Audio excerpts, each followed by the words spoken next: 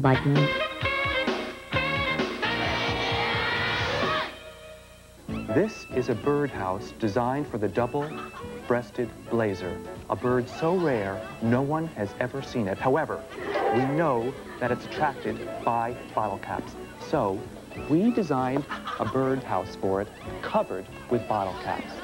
Now, we've already told our studio audience that the back two panels, the bottom and the top, are covered by 165 bottle caps.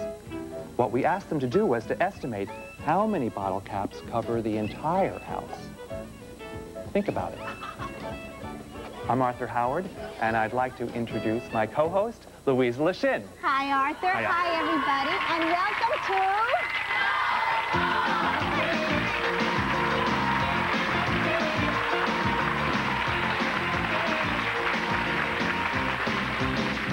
Terrific group we've got today. Yeah. Now, Arthur, the member of our audience who came closest to the number of bottle caps in the birdhouse is Thomas Roldan. Come on down, Thomas. Come on down.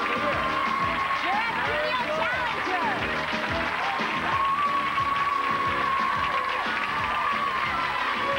All right. Thomas, they love you. Now, the house is covered by 760 bottle caps. Okay. Well, let's meet our other two contestants. We're going to challenge you to a great game. Over here, we've got... Lyle Skolnick, Hi, and Lyle. I'm from Regal Park, New York. Good. Hi. And here we've got... Jessica Mitchell, and I'm from Stamford, Connecticut. Hi, Jessica. Great. Well, welcome. And Thomas, we know where you're from, Thomas. Manhattan, New York. All right. Well, welcome all three of you to Close Call. Now, as you know, we are awarding you points based on how close you came to the number of bottle caps in the birdhouse. So, let's see. Lyle, you estimated 740 bottle caps. That gives you 40 points. You're off to a great start. You're on the board. All right. Jessica, you estimated 690 bottle caps. That also gives you 40 points. That's the highest amount of points you can get for the opening. Great. Fantastic. Thomas, you estimated 760. That gives you 40 points as well. Now, wait a minute.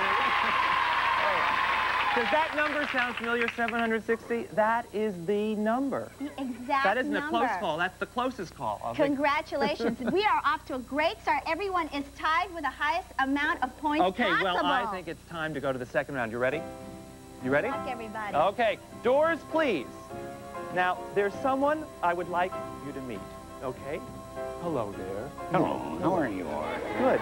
Tell me, how long have you been a camel? Ever since they tried to drag me through the eye of a needle. Okay. Do you miss the desert at all? Oh, not really. How long can you go without a drink?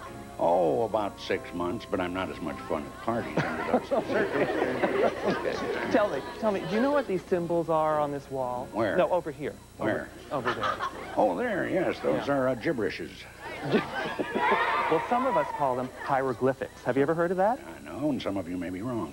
Okay. Well, anyway, I'm going to call them hieroglyphics.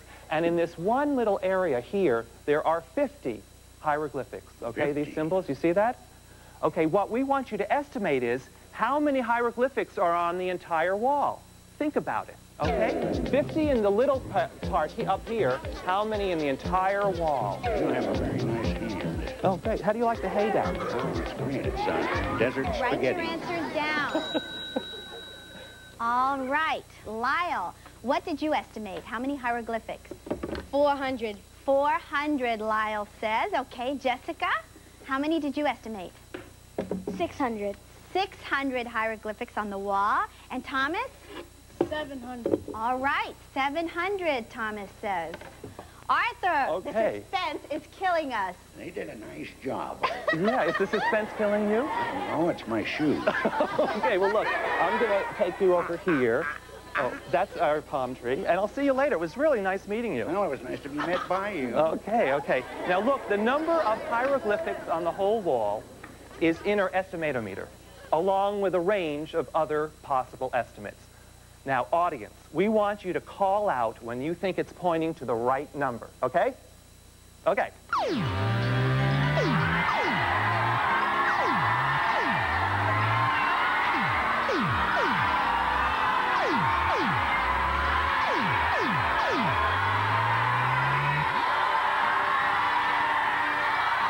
Okay, the number of hieroglyphics on the wall is 576. Okay, well, let's see how we did. Now, Lyle, you had estimated 400. That's worth 15 points. Added to the 40 you had previously, that gives you a total of 55 points. Oh, that's terrific. Very good. Jessica, you estimated 600. That gives you 45 points. Added to the 40 you already had for a total of 85 points. Great. Excellent. Great. Thomas, you estimated 700. That was good for 30 points. Added to the 40 you already had for a total of 70 points. This is a really close game. Very close game. Shall we go to the third round? Yes, this will decide our winner of the game. Okay, this is a video question, so keep your eyes glued to the monitor, okay? Now, our friends helped us drop some lengths of cardboard squares from the balcony. This one measures 66 inches.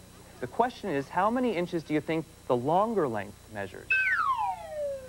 Think about it. There's the longer one. The first one, the shorter one, is 66 inches. How long is the longer length in inches? Okay, write your answers down.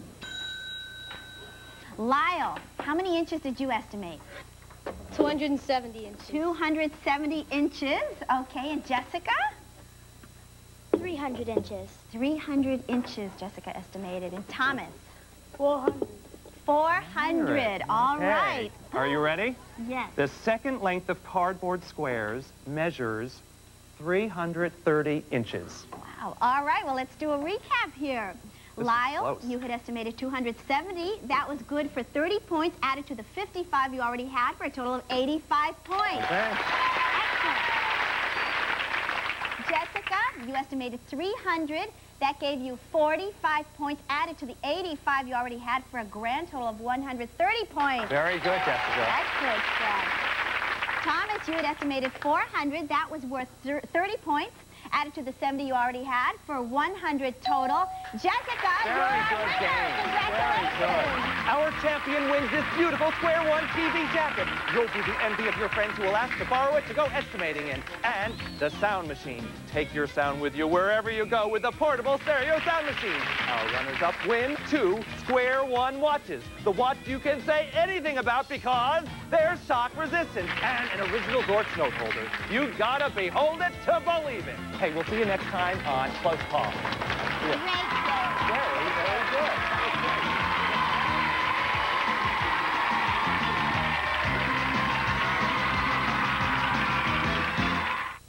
There is much more to math than arithmetic. I kid you not. Because as we all know, I cannot tell a, you know.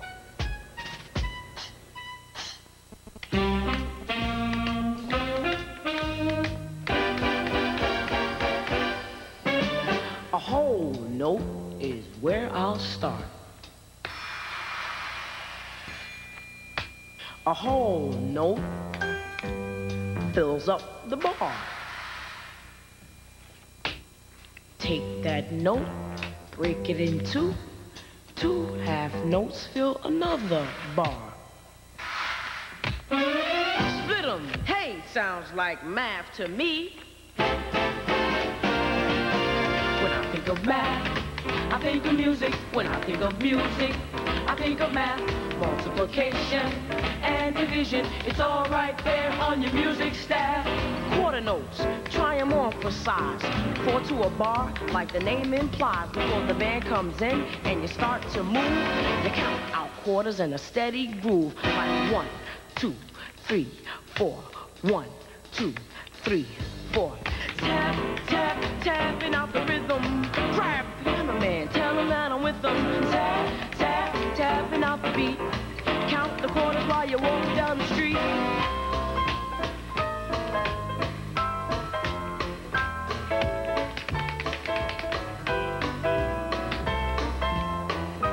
Do you know 8 notes? If you don't, you oughta. 2 for every quarter, so the notes get shorter. Same size bar to occupy, so it's twice as many beats in the same amount of time. 1 and 2 and 3 and 4 and 1 and 2 and 3 and 4 and tap, tap, tap, tap, tapping out the rhythm. Call the bass man, tell him that I'm with them. Tap, tap, tap, tap, tapping out the beat. Your feet move faster and you hear the heat.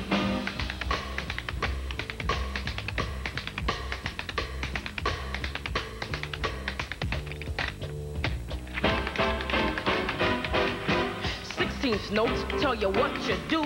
You take each eighth and you cut it in two. You tap 16 beats to every bar, and your shoes are like pistons in a racing car. Like 1E and a 2E and a 3E and a 4E and a 1E and a 2E and a 3E and a 4E and a tap, tap, tap, tapping out the rhythm. Call the drummer man, tell him that I'm with them. Tap, tap, tap, tapping out the beat. Keep on subdividing till you're flying on your feet. 1, 2, 3, 4, 2, 2, 4, 3, 2, 3, 4, 4, 2, 3, 4, 5, 2, 3, 4, 6, 2, 3, 4, 7, 2, 3, 4, 8, 2, 3, 4, 9, 2, 3, 4, 10, 2, 3, 4, 11, 2, 3, 4, 12, 2, 3, 4, 13, 2, 3, 4, 14, 2, 3, 4, 15, 2, 3, 4, 62, 3, 4. When I think of math, I think of music. When I think of music, I think of math, multiplication and division. It's all right there. It's all right there. It's all right there on your music stack.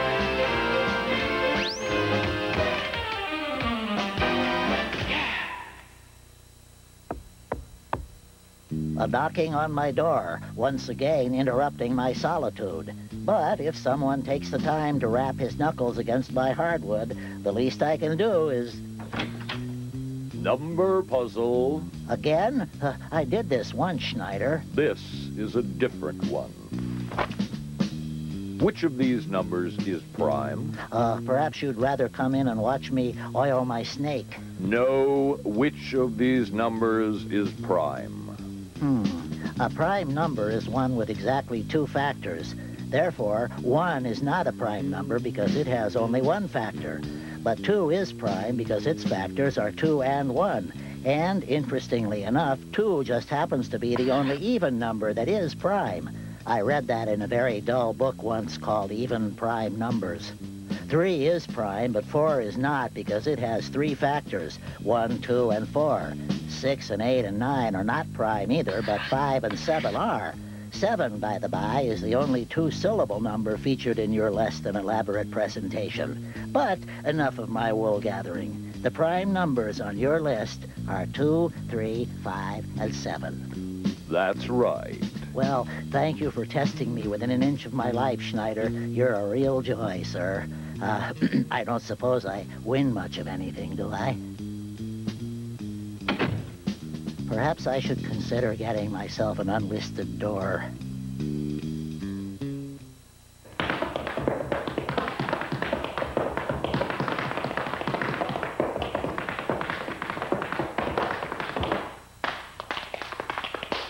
Math is a wonderful tool, so use it and you'll be cool.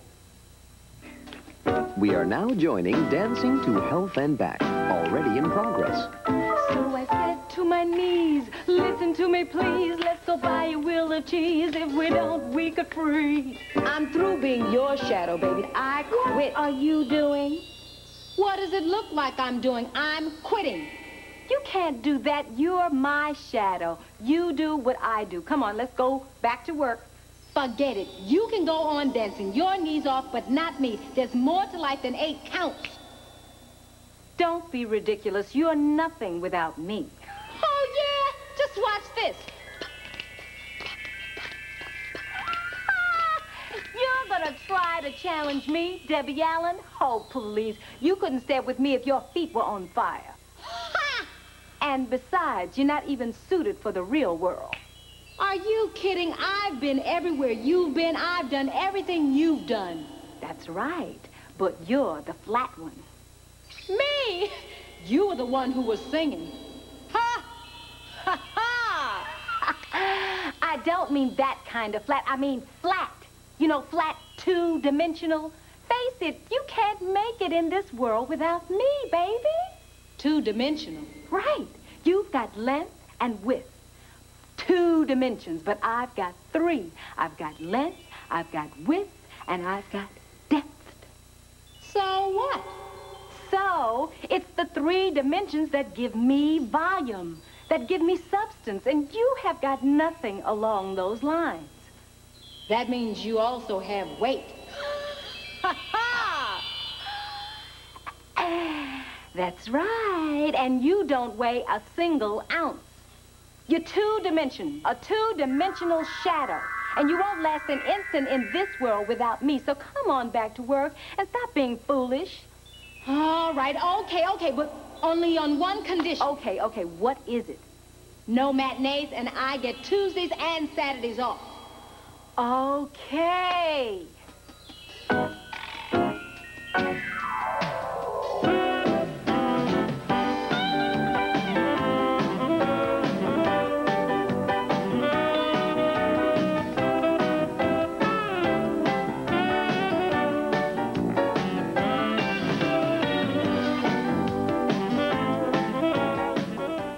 Just like a hammer, math is a tool. But the good thing about math is, when you miss, your thumb doesn't hurt. Yeah.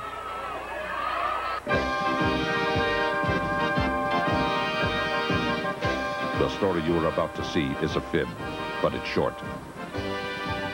The names are made up, but the problems are real. It was Tuesday, 12:47 p.m., and the Writers Guild of America was contemplating another strike, moving Hollywood to near apathy. I was working the day watch out of Mathnet. My partner is George Frankley. The assistant chief is Rosa Morales. My name is Monday. I'm a mathematician. We were in the midst of a problem that could cause a panic. It had to do with earthquakes in Los Angeles. We had to learn as much as we could about these natural phenomena and do it fast.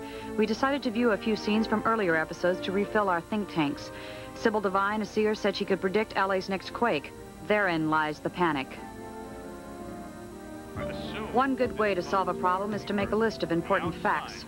Number 1, George told me what causes earthquakes using my hamburger as the Earth. He said the quakes are caused by a shifting of the plates on the crust of the Earth. This causes the surface to shake or quake. It can go up or down and back and forth. Number 2, we consulted with Dr. Milton Miyazaki, a renowned scientist who explained how, using mathematics and scientific tools, he could discover the strength or magnitude of quakes. Number 3, using a formula called trilateration, Dr. Miyazaki showed us how we could pinpoint the epicenter. That's where the quake is most severe. Then I asked him, Doctor, are you sure no one can accurately predict earthquakes?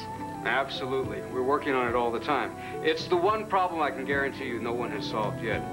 Maybe someday. We keep trying. Then Sybil Devine announced, My prediction of the big quake will cost the City of Angels a heavenly $10 million.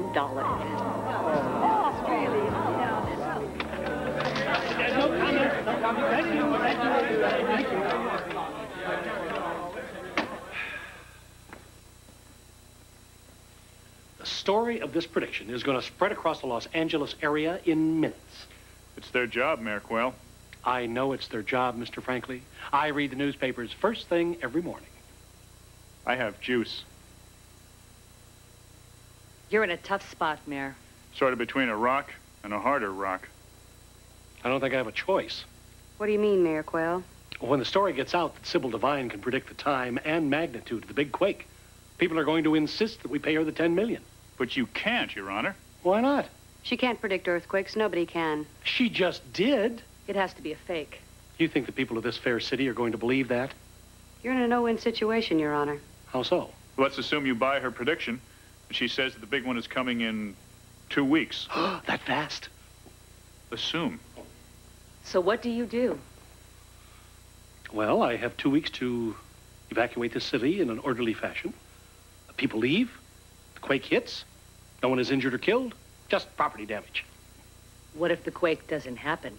You just said she's... Oh, I see what you mean. What if it's a fake? Right.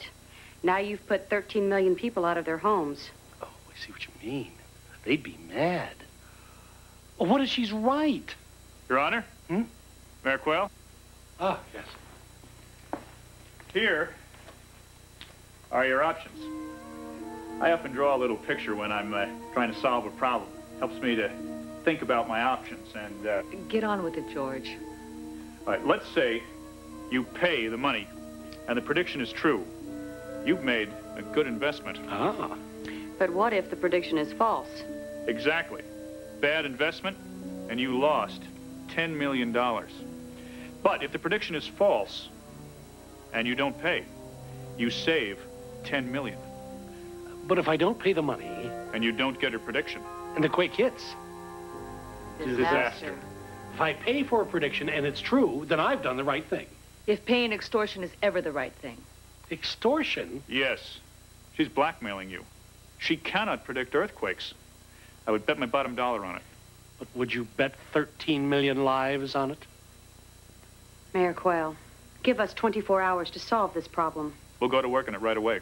What if the big one happens right away? It won't. How do you know? I don't. But the chances are very small. Mayor Quayle. Yes? Let my people go. I don't know.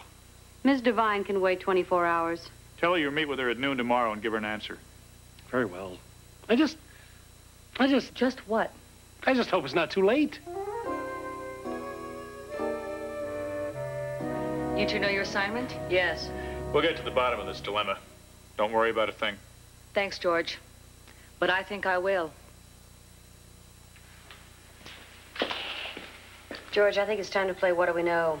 Kate, I don't think we know enough to play What Do We Know. We know no one can accurately predict an earthquake, and we know that Sybil Devine has done just that. But here's what we don't know much about. What? Sybil Devine. Devine. Devine. Right. Let's ask Debbie to run a background check on her. Good idea. You do that, and I'll do this. Mathnet, frankly. Who? Oh, hello, Mr. Beasley. No? No, I haven't found your canoe yet. Thanks, Debbie. Debbie's on the case, George.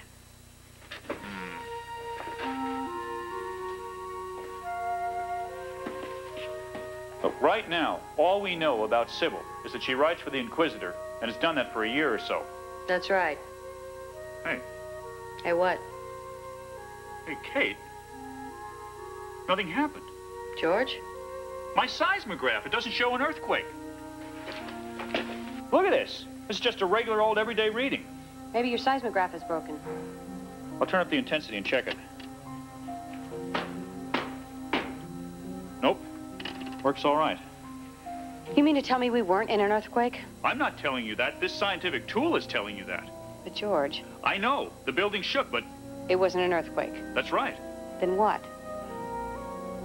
A bomb? You mean she had somebody drop a bomb so we'd think it was an earthquake? George, really? Well, maybe not a bomb, but something. Maybe construction was going on in the area at the time. Sure. And she knew they were going to detonate some explosives or something. I'll check with the building department of the city. They have to issue all permits for explosives. Sure, they'd have a record. We've just about got her. Yes, sir, this is Kate Monday. I wonder if you could tell me if there was any construction going on near City Hall in which explosives were used today? Yes, I'll hold.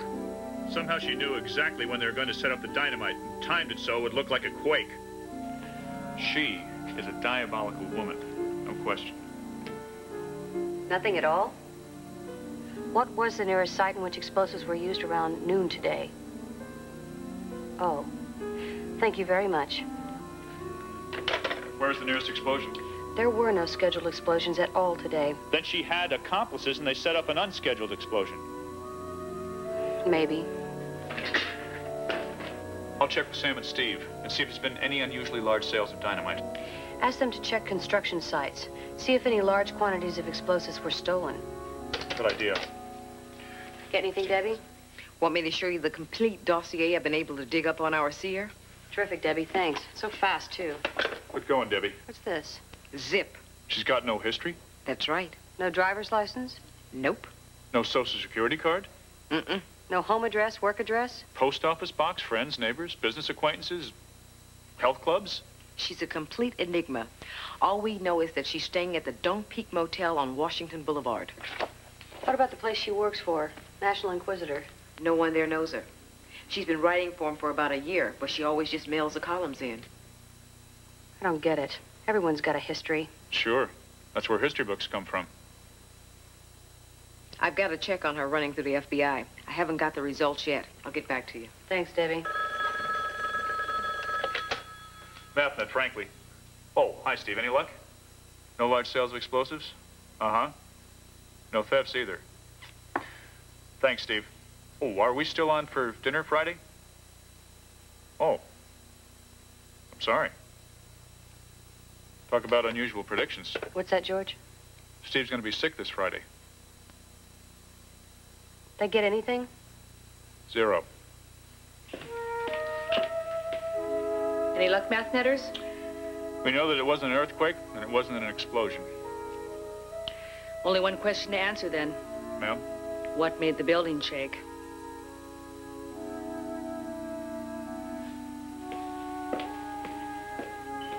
Good point.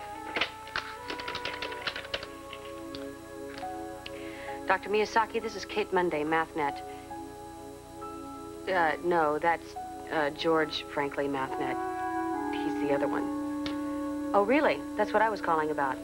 He says they've had hundreds of calls about the news. Doctor, we don't think it was a quake.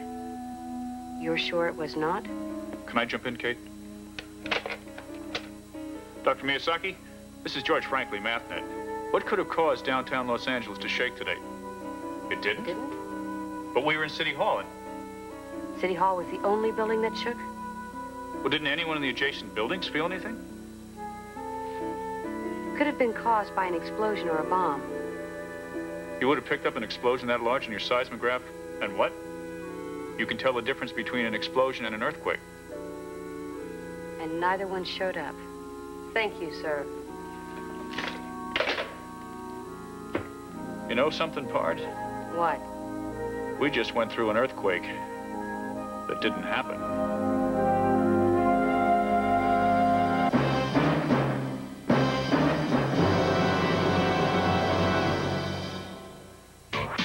"100% of Square One TV is a production of the Children's Television Workshop.